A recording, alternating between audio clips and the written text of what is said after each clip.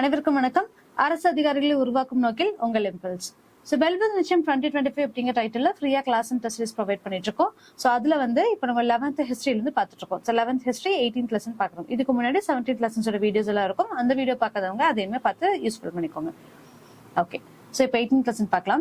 18th lesson என்ன அப்படின்னு சொல்லி பார்த்தோம்னா, ஆங்கிலேய ஆட்சிக்கு தொடக்க கால எதிர்ப்புகள். முதல்ல ஆங்கிலேய ஆட்சிக்கு ஃபர்ஸ்ட் யார் எதிர்ப்பு தெரிவிச்சாங்க, ஆங்கிலேய ஆட்சிகள் எப்படி உள்ள வந்துச்சு அப்படிங்கிற 16th லெசன் நம்ம பார்த்திருப்போம். ஐரோப்பியர் வருகை அப்படிங்கிற டைட்டில் அட்வென்ட் ஆஃப் யூரோப்பியன்ஸ் நம்ம பார்த்திருப்போம். அதுல எப்ப இவங்க நிலைநாட்டினாங்க இவங்களுடைய பங்கு, இவங்களுடைய ஆதிக்கத்தை அப்படின்னு சொல்லி பார்த்தோம்னா, பக்சார் போர்ல நிலைத்திருப்பாங்க. அதாவது கர்நாடிக் வாசம் நடந்திருக்கும். அதோட தொடர்பா என்ன வந்திருக்கும் அப்படின்னு சொல்லி பார்த்தோம்னா, பக்சார் போர், பிளாசி போர் எல்லாமே நம்ம பார்த்திருப்போம். அப்ப 1764 சம்திங் பக்சார் போர்ல என்ன பண்ணிருப்பாங்க அப்படின்னா, 1757 அப்படிங்கிறது பிளாசி போர் நடந்திருக்கும். 64 பக்சார் போர் நடந்திருக்கும். இந்த டைம்ல ஆங்கிலேயர்கள் அவங்களுடைய உண்மையான முழு அதிகாரத்தை நிறுவியிருப்பாங்க அப்படிங்கறத பார்த்திருப்போம். அப்ப இதுல என்னென்னலாம் பார்த்திருப்போம் அப்படின்னு சொல்லி பார்த்தோம்னா, அவங்களுடைய அதிகாரத்தை நிறுவனது மட்டும் இல்லாம இங்க இருக்கக்கூடிய அரசர்கள் எல்லாத்தையுமே அவங்க கைப்பற்ற ஆரம்பிச்சாங்க. அடுத்தடுத்து எல்லா உரிமைகளும் இவங்களுக்கே வரணும் அப்படிங்கக்கூடிய ஒரு இடத்துல அவங்க ரொம்ப குறிக்கோளா இருந்தாங்க. இப்படிதான் இந்தியாவை கம்ப்ளீட்டாவே அவங்க ரூல் பண்ணாங்க. அப்போ நம்ம கிட்ட என்ன பிரச்சனைகளா இருந்துச்சு அப்படின்னு சொல்லி பார்த்தோம். ஃபர்ஸ்ட் இதோட ஜஸ்ட் மட்டும் கொடுத்தாலும் அதுக்கப்புறம் உள்ள என்னென்ன போலாம் அப்படிங்கறத நம்ம பாத்துக்கலாம். இப்ப நம்ம கிட்ட என்னென்ன பிரச்சனைகள் இருந்துச்சு அப்படின்னா, முதல்ல சொன்ன மாதிரி நம்ம கிட்ட ஒற்றுமை கிடையாது. அங்கங்க ஒரு சிற்றரசுகள் உருவாகிட்டே இருந்துச்சு. அவங்களுடைய நோக்கம் என்னவா இருந்தது அப்படின்னா, அவங்களுடைய பகுதிகளுக்கு அவங்க ராஜாவா இருக்கணும். இந்த இடத்துல இன்னொருத்தவங்க வெளியில இருந்து ஒரு ஆட்கள் நம்மள இன்வைட் பண்ணி நம்மள ரூல் பண்றாங்க, அடிமைப்படுத்துறாங்க அப்படிங்கக்கூடிய விஷயம் யாருக்குமே புலப்படல. அதுக்கு பதிலா அவங்களுடைய நாடுகளை காப்பாத்திக்கணும் அப்படின்னு சொல்லிட்டு இந்த பிரிட்டிஷாரோடய சேர்ந்து சப்போர்ட் பண்ணி ஒவ்வொருத்தங்களுக்கும் நம்ம சிற்றரசர்களுக்கா இருக்கட்டும், அங்க இருக்கக்கூடிய அரசர்களுக்கா இருக்கட்டும் பிரச்சனை நடந்துட்டே இருந்துச்சு. ஃபர்ஸ்ட் கர்நாடிக் வரும் அப்படிதான் நடந்துச்சு. அங்க ஹைதராபாத்ல நிசாமா யார் இருக்கணும் அப்படிங்கக்கூடிய ஒரு பிரச்சனை அங்க இருந்துச்சு. இந்த இடத்துல பார்த்தோம் அப்படின்னா சுல்தானா யார் இருக்கணும் அப்படிங்கக்கூடிய ஒரு ப்ராப்ளம்ஸ் எல்லாம் வந்துட்டே இருக்கு. அப்படி இருக்கும்போதுதான் என்னாச்சு அப்படின்னா, பிரெஞ்சும் அமெரிக்கர்கள் பிரிட்டிஷர்ஸும் என்ன பண்றாங்க அப்படின்னு சொல்லி பார்த்தோம்னா, நாங்க உங்களுக்கு சப்போர்ட் பண்றோம் அப்படின்னு சொல்லி உள்ள வராங்க. சப்போர்ட்டர்ஸா உள்ள நம்மள ரூல் பண்ண ஆரம்பிக்கிறாங்கிறத நம்ம பார்த்திருப்போம். அப்படி பக்சார் போரோட முடிவுல என்ன பண்ணிருப்பாங்க, கம்ப்ளீட்டாவே அவங்களுடைய ஆதிக்கத்தை நம்ம மேல செலுத்தி இருப்பாங்க அப்படிங்கறத நம்ம பார்த்திருப்போம். ஓகேங்களா? இதுல இருந்து இவங்களுக்கு தொடக்க கால எதிர்ப்புகள் வருது. எப்போ ரியலைஸ் பண்றாங்க அப்படின்னா, அவங்களுடைய நாடுகளுடைய கொள்கைகள் எல்லாத்தையுமே அவங்க எடுத்தது போக இவங்களை அடிமைப்படுத்தும் போது மட்டும்தான் அவங்களுக்கு ரியலைஸே ஆகுது பிரிட்டிஷர் நம்மள ரூல் பண்ண ஆரம்பிக்கிறாங்க. எப்போ almost half a dozen of பீரியட்ல அவங்க ரூல் பண்ண ஆரம்பிச்சு நம்மள அடிமைப்படுத்தினதுக்கு அப்புறமா இவங்களுக்கு தெரியுது. இதனால அது வரைக்கும் அவங்கள சப்போர்ட்டர்ஸா பாத்துட்டு இருந்தவங்க இப்போ எதிர்க்க தொடங்குறாங்க. உங்களால எங்களுக்கு சாதகம் எதுவுமே இல்லை, இன்ஸ்டெட் பாதகம் தான் அதிகமா இருக்கு அப்படிங்கிற விஷயத்துக்கு இப்பதான் அவங்க ரியலைஸே பண்றாங்க. ஓகேங்களா? அப்ப என்னென்ன தொடக்க கால எதிர்ப்புகள்லாம் இருந்துச்சு, இதெல்லாம் எப்படி சார்ட் அவுட் பண்றாங்கிறதா இந்த லெசன்ல கொடுத்திருக்காங்க. ஓகே, இதுல என்ன இன்ட்ரோடக்ஷன் கொடுத்திருப்பாங்க அப்படின்னு சொல்லி பார்த்தோம்னா, பிரிட்டிஷ் ஈஸ்ட் இந்தியா கம்பெனி அவங்களுடைய ஆட்சி பகுதிகள் எல்லாத்தையுமே விட்டுட்டு நம்மளுடைய இந்தியால அதிகமான பகுதிகளை கைப்பற்ற ஆரம்பிக்கிறாங்க. நம்மளால என்ன பார்த்திருப்போம், கர்நாடக வார்லயே பார்த்தோம் அப்படின்னா வங்காளம், ஒரிசா, இந்த இடங்கள்ல முக்கியமான இடங்களை திவானி உரிமையை அவங்க வாங்கியிருப்பாங்க அப்படின்னு சொல்லிட்டு வரி வசூலிக்கக்கூடிய உரிமையை வாங்கியிருப்பாங்க. நம்ம பின்னாடி பார்க்கலாம். இந்த இடத்துல ஹைதர்லி என்ன பண்ணிருப்பாரு அப்படின்னு சொல்லி பார்த்தோம்னா, என்னோட நாட்டை காப்பாற்ற வேண்டிய பொறுப்பு என்கிட்ட இருக்கு அப்படின்னு சொல்லி அவர் வந்திருப்பாரு. ஓகேங்களா? அதுதான் இங்க நடக்கக்கூடிய ஒரு விஷயம். இப்போ கிழக்கிந்திய கம்பெனி அவங்களுடைய ஆட்சி, அவங்களுடைய எல்லைகளை விரிவுபடுத்திக்கிட்டே போயிட்டாங்க அப்படின்னு சொல்லி பார்த்தோமா. அது மட்டும் இல்லாம அவங்க மூலியமா யாரெல்லாம் சப்போர்ட் பண்ணாங்களோ அவங்களுக்கே திருப்பி அது பேக் ஃபயர் ஆக ஆரம்பிச்சிருச்சு. அந்த மன்னர்களை அவங்க நீக்க ஆரம்பிக்கிறாங்க. அந்த இடத்துல எல்லாமே இவங்க ரூல் பண்ண ஆரம்பிக்கிறாங்க. இப்படிதான் ஒவ்வொரு இடமா வருது. அப்ப என்ன சொல்றாங்க அப்படின்னா, இந்த இடங்கள்ல அவங்க யார ரூல் பண்ணிட்டு இருந்தாங்களோ அந்த இடத்துல இருந்து அவங்களுக்கு சப்போர்ட்டர்ஸா யார் இருந்தாங்களோ அவங்க எல்லாத்தையும் வெளியேற்றிட்டே இருக்காங்க. இத வரலாற்று ஆசிரியர்கள் என்ன சொல்றாங்க அப்படின்னா, ஆரம்ப நிலை எதிர்ப்பு அப்படின்னு சொல்லி சொல்றாங்க. ஓகேங்களா? அப்ப உடைமைகள் பறிக்கப்பட்ட விவசாயிகள், பழங்குடிகள் இவங்களுடைய எழுச்சியுமே இவங்களுடைய கிளர்ச்சிகளை ஒட்டி தொடங்க ஆரம்பிச்சது. ஏன் அப்படின்னா, முதல்ல என்ன பண்ணாங்க, ஜமீன்தாரர்கள் பெரிய பெரிய நிலக்கிழார்களோட இவங்களுடைய ஒர்க் இருந்துச்சு. பின்னாடி போக போக சிவிலியன்ஸையுமே இவங்க பாதிக்க ஆரம்பிக்கிறாங்க. அவங்களுடைய சுரண்டல்கள் அப்படின்னு பார்க்கும்போது ரொம்ப அதிகமாவே அது மாறிட்டு வருது. இதனால அங்க இருக்கக்கூடிய குட்டி குட்டி விவசாயிகள் அவங்களுடைய பிரச்சனைகளுக்காகவும் ஒவ்வொன்றையுமே எதிர்க்க ஆரம்பிக்கிறாங்க. ஓகேங்களா? அப்போ வேளாண் உறவுகளிலும் நில வருவாய் முறையிலுமே இவங்க ஒவ்வொரு இடத்துல மாற்றங்கள் செஞ்சுக்கிட்டே வராங்க. இது எல்லாமே இவங்களுக்கு பாசிபிலிட்டிஸா இருக்கா அப்படின்னு சொல்லி பார்த்தோம்னா கண்டிப்பா இல்ல. இதனால பிரச்சனைகள் வருது. இப்படி கொஞ்சம் கொஞ்சமா ப்ராப்ளம்ஸ் வந்துட்டு இருக்கும்போது கடைசியில என்ன ஆகுது அப்படின்னா, 1857ல ஒரு பெருங்கிளர்ச்சி வருது. ஓகேங்களா? இந்த 1857 அப்படிங்கிறது 1757 to 1857 ஆல்மோஸ்ட் 100 வருஷம் நம்மள ரூல் பண்ணதுக்கு அப்புறமா. ஓகேங்களா? 1947 அப்படிங்கிற அப்படிங்கறத பொறுத்த வரைக்கும் என்ன அப்படின்னு சொல்லி பார்த்தோம்னா நம்மளுக்கு இண்டிபெண்டன்ஸ் கிடைச்சது. சோ அந்த மீன்வேல் அவங்களோட 100வது வருஷத்துல வந்து இவங்க ஒரு கிளர்ச்சியை உண்டு பண்றாங்க. இதுதான் வந்து பெரும் கிளர்ச்சி அப்படின்னு சொல்லி உருவாகுது. ஓகேங்களா? இப்ப அடுத்தது ஃபர்ஸ்ட் இதுல யார் முதல்ல எதிர்க்கிறாங்க அப்படின்னு சொல்லி பார்த்தோம்னா மைசூர் சுல்தான்கள் எதிர்க்கிறாங்க. சோ ஹைதராபாத்ல அங்க கர்நாடக ஹைதராபாத்ல வந்து நிசாம்ஸ் இருக்கிறாங்க. இங்க வந்து யார் அப்படின்னு சொல்லி பார்த்தோம்னா சுல்தான்கள் இருக்காங்க. இவங்களுடைய எதிர்ப்புகள் முதல்ல வருது. இப்ப இந்த சுல்தான் யாரு, இவங்க எப்படி உள்ள வராங்க அப்படின்னு சொல்லி பார்த்தோம்னா மைசூர் விஜயநகர பேரரசின் கீழ் நிலமானிய முறையில் இயங்கிய ஒரு சிறு அரசு. இதுதான் வந்து முக்கியமான பாயிண்ட். சோ அப்ப வரைக்கும் பார்த்தோம் அப்படின்னா மைசூர் அப்படிங்கிறது யாரு ரூல் பண்ணிட்டு இருந்தாங்க அப்படின்னு சொல்லி பார்த்தோம்னா விஜயநகர ரூலர்ஸ் வந்து ரூல் பண்ணிட்டு இருக்காங்க. சோ விஜயநகரத்துடைய வீழ்ச்சி வந்து எப்போ தொடங்க ஆரம்பிக்குதோ அப்ப என்ன பண்றாங்க அப்படின்னா உடையார்கள் வந்து அவங்களுடைய இதை கம்ப்ளீட்டாவே எடுக்க ஆரம்பிக்கிறாங்க. அப்பதான் உடையார் வம்சம் அப்படிங்கறதே ஒண்ணு உருவாக ஆரம்பிக்குது. அந்த உடையார்கள் மூலியமா வந்து பாளையங்கள் உருவாக ஆரம்பிக்குது. சோ பாளையக்காரர்கள் எல்லாமே வராங்க. ஓகேங்களா? சோ இது வந்து நம்மளுக்கு தெரிஞ்ச ஒரு ஹிஸ்டரி. இப்போ இந்த விஜயநகர பேரரசு வீழ்ந்ததுக்கு அப்புறமா சோ எப்போ அப்படின்னா 1565 பீரியட்ல இந்த டைம்ல உடையார் வம்சத்துல என்ன பண்றாங்க, அவங்களே ஒரு சுதந்திரமான ஆட்சியாளர்களா அவங்கள நிரூபிக்க ஆரம்பிக்கிறாங்க. சோ 1610ல என்ன பண்றாங்க அப்படின்னா மைசூர்ல இருந்து ஸ்ரீரங்கப்பட்டினத்துக்கு அவங்களுடைய தலைநகரத்தை மாத்துறாங்க. இதெல்லாம் எதனால, அவங்க சுயாட்சியாக ஆரம்பிச்சிட்டாங்க. அவங்களுக்குன்னு சொல்லிட்டு ஒரு அக்ரெசிவ் பவர் இருக்கு. அதனால அவங்க என்ன பண்றாங்க, அவங்களுடைய கேபிட்டலை இந்த இடத்துல இருந்து இன்னொரு இடத்துக்கு மாத்துறாங்க. அப்போ அவங்களுக்கு என்னென்னலாம் சஃபிஷியன்டா இருக்கோ அது எல்லாத்தையும் அவங்க ரூல் பண்ணிக்கணும் அப்படிங்கிற ஒரு ரீசனுக்காக இந்த டைம் என்ன பண்றாங்கன்னா இப்ப 1610ல நடக்குது. 1565ல உடையாருடைய விஜயநகர பேரரசு வந்து வீழ்ச்சி அடையுது. சோ உடையார் வராங்க.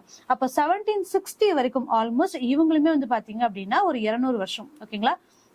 1565ல இருந்து 1760 வரைக்கும் இவங்க தான் வந்து ரூல் பண்ணிட்டு வராங்க. உடையார் வம்சத்துல ஆட்சி தொடர்ந்துருச்சு. இந்த இடத்துல ஹைதர் அலி வந்து அதிகாரத்தை கைப்பற்றும் வரையே உடையார்களுடைய ஆட்சி நீடிச்சது அப்படின்னு சொல்லி சொல்றாங்க. இந்த ஹைதர் அலி யாரு, இவர் எங்க இருந்து வராரு அப்படின்னு சொல்லி பார்த்தோம்னா முதல்ல ரொம்ப சிம்பிளா ஹைதர் அலியோட அப்பா யாரு அப்படிங்கறத பார்க்கலாம். அவர் வந்து என்ன பண்றாங்கன்னா இவங்களுக்கு கீழே இருந்தக்கூடிய ஒரு மனுஷர். ஓகேங்களா? சோ அங்க ஒரு படைத்தளபதியே இவர் இருக்காரு. அந்த படைத்தளபதி மூலம் தன்னுடைய திறமைகள் மூலியமாவும் தன்னுடைய அதாவது போர் செய்யக்கூடிய முறைகள் மூலியமாவும் இவர் ரொம்ப சீக்கிரமா வந்து உயர்ந்த பதவியை அடைகிறாரு. ஒரு காலகட்டத்துல என்ன ஆகாரு அப்படின்னா வெறும் ஒரு தலவாயா இருந்த ஒரு மனுஷர் வந்து கம்ப்ளீட்டாவே ரூலரா மாற ஆரம்பிக்கிறார். இவர் தான் வந்து ஹைதர் அலி. இப்போ ஹைதர் அலியோட தந்தை யார் அப்படின்னு சொல்லி பார்த்தோம்னா ஃபதே முகமது அப்படின்னு சொல்றவரு.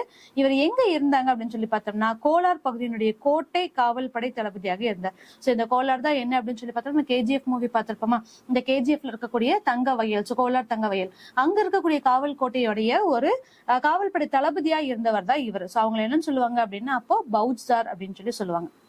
இவர் இறந்ததுக்கு அப்புறமா யாரு, இந்த ஃபதே முகமது அதாவது ஹைதருடைய அப்பா இறந்ததுக்கு அப்புறமா ஹைதர் அலி என்ன பண்றாரு அப்படின்னா இவருடைய தலைமை பண்புகளை வந்து இவர் தெரிவிக்க ஆரம்பிக்கிறாரு. சோ வழியாக வந்து இவருக்கு அடுத்து அந்த காவல்கோட்டை தளபதியா இவர் இருக்காரு. அப்ப தளவாடர்களுக்கு மட்டுமே வந்து இவர் பணிபுரிய ஆரம்பிக்கிறாரு. சோ ஃபைனலி என்ன ஆகுறாரு அப்படின்னா அவங்களுடைய தலைமை பண்புகள் மூலமா உயர் பதவிகளை அடைகிறாரு. அப்ப 1755லயே என்ன பண்ணிட்டாரு அப்படின்னா ஆல்மோஸ்ட் எப்போ இங்க வந்து 1760 தான். ஓகேங்களா? 1760 1760 வரைக்கும் இவங்களோட ரூல் இருக்கு. சோ அது எப்போ அப்படின்னு சொல்லி பார்த்தோம் அப்படின்னா இவர் வந்து கைப்பற்ற வரைக்கும் ஹைதர் அலி கைப்பற்ற வரைக்கும் அப்படிங்கறத பார்த்திருப்போம். இப்ப இதுக்கு 5 வருஷத்துக்கு முன்னாடி 1755லயே இவர் வந்து ஒரு பெரிய ரூலரா அவர் நிரூபிச்சுக்கிறாரு. எப்படி அப்படின்னு சொல்லி பார்த்தோம்னா அவருக்கு கீழே 100 குதிரைப்படை வீரர்களையும் 2000 காலாட்படை வீரர்களையும் நிர்வகிக்கக்கூடிய அளவுக்கு இவருக்கு வந்து பொறுப்பு இருக்கு. ஓகேங்களா? சோ இவர் எப்ப 1755ல ஒரு ரூலரா அவர் ஆகுறாரோ அது வரைக்கும் 1760க்கு மேல என்ன ஆயிடுச்சு அப்படின்னா உடையார் வம்சத்தினர் அவங்களுடைய தகுதிகளை வந்து இழக்க ஆரம்பிக்கிறாங்க. இதுக்கும் ரீசன் ஒருத்தர் இருப்பாரு. யார் அப்படின்னு சொல்லி பார்த்தோம்னா நஞ்சராஜா அப்படின்னு சொல்லக்கூடிய ஒரு மனுஷர். ஓகேங்களா?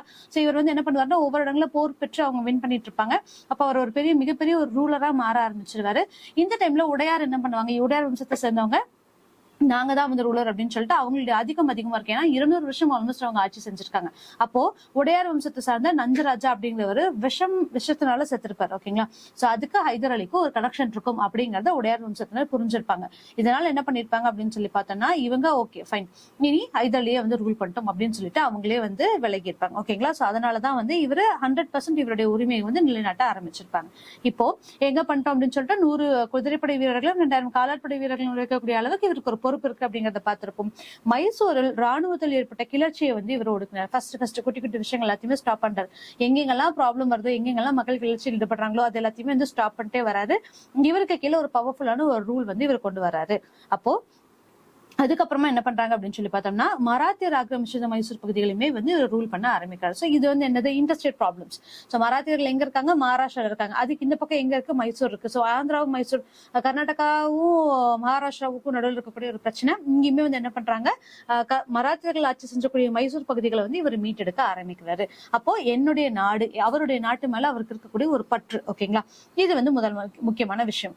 இப்படி இவர் மீட்டெடுத்த காரணத்தினால்தான் இவரோட பேர் என்னவா மாறுது அப்படின்னு சொல்லி பார்த்தோம்னா ஃபதே ஹைதர் பகதூர் அப்படின்னு சொல்லிட்டு இவரோட பேர் வந்து மாறுது. இதனாலதான் ஹைதர் அலி, ஃபதே ஹைதர் அப்படிங்கக்கூடிய ஒரு பேர் இவருக்கு வருது. சரிங்களா, அப்ப அதுக்கு என்ன அர்த்தம் அப்படின்னு பார்த்தோம்னா வீரமும் வெற்றியும் கொண்ட சிங்கம் அப்படின்னு சொல்லிட்டு இவருக்கு ஒரு பட்டம் கிடைக்குது. எதனால, மராத்தியர்களை தோற்கடிக்கிறதுனால. மராத்தியர்கள் அப்ப ஜாம்பவான்களா இருந்தாங்க, அந்த மராத்தியர்களும் இவர் தோற்கடிச்சிட்டாரு அப்படிங்கறதுனால இவருக்கு இந்த பேர் வருது. ஓகேங்களா, 1760 ஹைதர் ஆங்கிலேயருக்கு எதிராக புதுச்சேரியில இருந்து பிரெஞ்சுக்காரர்களும் கூட சேர்ந்தார். சோ இங்க ஒரு இஷ்யூ நடக்குது 1760s. எப்போ இது உடையார் வம்சத்தை வந்து முடிஞ்சிருச்சு அப்படின்னு சொல்லி நம்ம பார்த்திருப்போம். இந்த 1760 என்ன பண்றாங்க அப்படின்னா ஆங்கிலேயருக்கு எதிராக, ஏன்னா பிரிட்டிஷர்ஸ் தான் வந்து இவங்களுக்கு பிரச்சனை கொடுத்துட்டு இருக்காங்கன்னு தெரியுது. எதனால அப்படின்னா துணைப்படை திட்டத்தின் மூலியமாவோ வாரிசுலப்பு கொள்கை மூலியமாவோ ஒவ்வொரு இடங்களையுமே வந்து இவங்க ஆக்கிரமிச்சுக்கிட்டே இருக்காங்க. என்னோட இடத்த நான் பாதுகாத்துக்கணும் அப்படிங்கிற ஒரு விஷயம் வருது. அப்ப யாரு ரெண்டு பெரிய ஜாம்பவான்களா இருக்காங்க அப்படின்னு சொல்லி பார்த்தோம்னா இந்த சைடு பிரிட்டிஷர்ஸ் இருக்காங்க, இந்த சைடு பிரெஞ்சு இருக்காங்க. இப்ப யாருக்கு நம்ம அப்போஸ் பண்றோம், பிரிட்டிஷரை தான் அப்போஸ் பண்றோம். அப்ப யாருக்கு சப்போர்ட்டிவா இருக்க முடியும் அப்படின்னு சொல்லி பார்த்தோம்னா பிரெஞ்சோட தான் சப்போர்ட்டிவா இருக்க முடியும். அப்ப பிரெஞ்சோடைய அவங்களுடைய உதவிகளை பற்றி என்ன பண்றாங்க அப்படின்னா இவங்களும் வந்து அவங்களுக்கு அப்போஸ் பண்ண ஆரம்பிக்கிறாங்க. இது எங்க நடக்குது அப்படின்னா பாண்டிச்சேரியில் நடக்குது. ஓகேங்களா, சோ பாண்டிச்சேரி தான் பிரெஞ்சு தலைமையிடமா இருக்கா. அப்ப புதுச்சேரியில இருந்த பிரெஞ்சுக்காரர்களோட ஹைதர்லி என்ன பண்றாரு அப்படின்னா கூட்டு சேர்றாரு. எப்போ அப்படின்னு சொல்லி பார்த்தோம்னா 1760. ஆனா என்ன பண்றாங்க அப்படின்னு சொல்லி பார்க்கும்போது பாண்டிச்சேரியில பிரிட்டிஷ் எதிர்க்கிறதுக்கு அங்க போறாரு. பட் இவருக்கு என்ன இங்க பிரச்சனை இருக்கு அப்படின்னு சொல்லி பார்த்தோம்னா அப்பதான் மராத்தியர்களோட போரிட்டு இவங்களுடைய இடங்களை வந்து கைப்பற்றினாங்க. மராத்தியர்களோட ஒரு அச்சுறுத்தல் அங்க இருந்துட்டே இருக்கு. ஓகேங்களா, சோ இதனால என்ன பண்றாங்க அப்படின்னு சொல்லி பார்த்தோம்னா இதையும் ஃபேஸ் பண்ண வேண்டியதா இருக்கு, அதையும் ஃபேஸ் பண்ண வேண்டியதா இருக்கு. சோ அவங்க வந்து கண்ணு கெட்டின ஒரு கொஞ்சம் தள்ளி இருக்கக்கூடிய எதிரினா இவங்க பக்கத்துல இருக்கக்கூடிய ஒரு எதிரியா இவங்களுக்கு இருக்காங்க. ஓகே, சோ இப்ப என்ன பண்றாங்க அப்படின்னா ஹைதர் என்ன பண்றாரு, சோ ஃபர்ஸ்ட் மராத்திர முடிச்சல. ஏன்னா மராத்திரவருக்கு வந்து ஒரு பெரிய விஷயமா கிடையாது, ஆல்ரெடி அவங்களை வின் பண்ணிட்டாங்க. அப்ப மராத்திர முதல்ல ஜெயிக்கணும் அப்படின்னு சொல்லிட்டு அவங்களையும் வெற்றிகரமா தோற்கடிச்சிட்டாங்க. இதுக்கப்புறமா என்ன பண்றாங்க அப்படின்னா அவரே நடைமுறையில் மைசூரின் தளவாயாக இருந்து உண்மையான ஆட்சியாளர் ஆனார். செகண்ட் டைமும் மராத்தியர்களை வின் பண்ணதுக்கு அப்புறம் தான் இவர் உண்மையான ஆட்சியாளர், ஒரு கிங் அப்படிங்கக்கூடிய ஒரு பதவிக்கு இவர் வராரு. ஓகேங்களா, அப்ப 1770 மைசூர் அரசு, இதுதான் நம்ம முதல்ல சொல்லியிருப்போம். இந்த நஞ்சராஜா அப்படிங்கிறது தான் வந்து நஞ்சூட்டி கொல்லப்பட்டிருப்பாரு. இதனால ஹைதருக்கும் பிரச்சனை இருக்கும் அப்படிங்கிற விஷயம் தெரிஞ்சிருக்கும். இதனால உடையார் வம்சத்துல என்ன பண்ணிட்டாங்க அப்படின்னு சொல்லி பார்த்தோம்னா ஓகே, ஏன்னா உண்மையான ஆட்சியை பத்தி இவருக்கு வந்துருச்சு, நாங்களாம் அவர் கீழே ஒர்க் பண்ணிக்கிறோம் அப்படிங்கக்கூடிய ஒரு முடிவை வந்து இவர் எடுக்கிறாரு. ஓகேங்களா, இப்போ குட்டி குட்டி ப்ராப்ளம்ஸ் எல்லாத்தையும் சால்வ் பண்ணிட்டாரு. இப்ப பெரிய ப்ராப்ளம் எங்க இருக்கோ அங்க நம்ம வரலாம் அப்படின்னு சொல்லிட்டு ஆங்கிலேயர்கள் கிட்ட சண்டை போட வர்றாரு.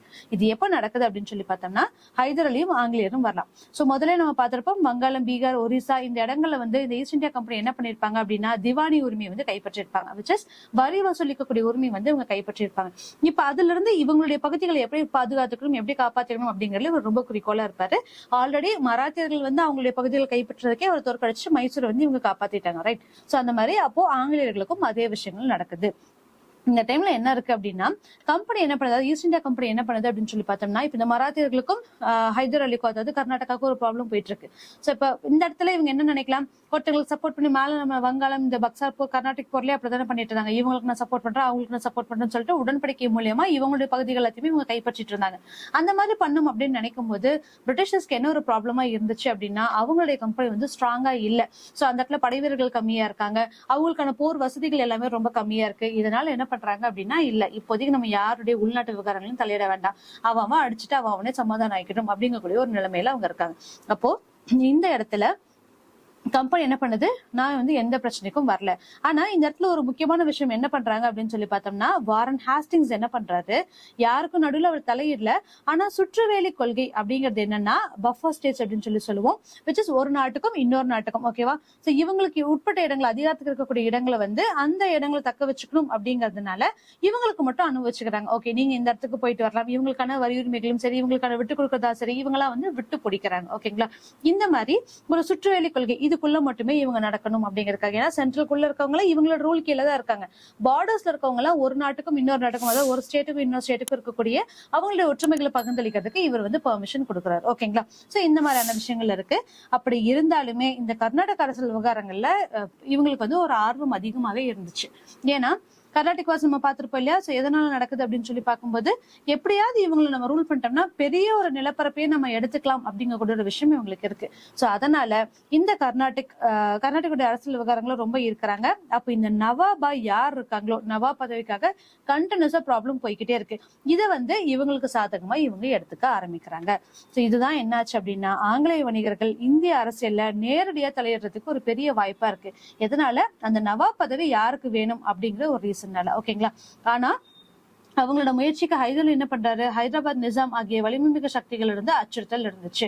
ஏன் அப்படின்னா, ஹைதராபாத்ல இருக்கக்கூடிய நிசாம்களுக்கும் இவங்களுக்கு பிரச்சனை இருந்துச்சு, ஹைதர்லியாலும் பிரச்சனை இருந்துச்சு. எதனால அப்படின்னா, அவங்க நாட்டின் மேல அவங்களுக்கு இருக்கக்கூடிய பற்று, அதை நான் காப்பாத்திக்கணும் அப்படிங்கிற ஒரு ரீசனால இவங்க ஆங்கிலேயர்களுக்கு ஒரு பெரிய ட்ரபிளாவே இருந்துட்டு இருந்தாங்க. இதனால ஆங்கிலேயர்கள் டைரக்டா உள்ள இறங்குறதுக்கு ஒரு விஷயங்கள் யோசிச்சுட்டே இருக்காங்க. இதை செய்யலாமா வேண்டாமா அப்படிங்கக்கூடிய ஒரு விஷயம் அவங்களுக்குள்ள நடந்துட்டு இருக்கு. ஓகேங்களா. சோ இதுக்கப்புறமா என்ன பண்றாங்க, மைசூர் போர் நடக்குது. சோ மைசூர் எப்படி அவங்க ஆக்கிரமிக்கிறாங்க, முதல் மைசூர் போர் எப்படி இருக்கு, யாரு வின் பண்றாங்க அப்படிங்கறது எல்லாமே நம்ம நெக்ஸ்ட் வீடியோஸ்ல பார்க்கலாம். தேங்க்யூ.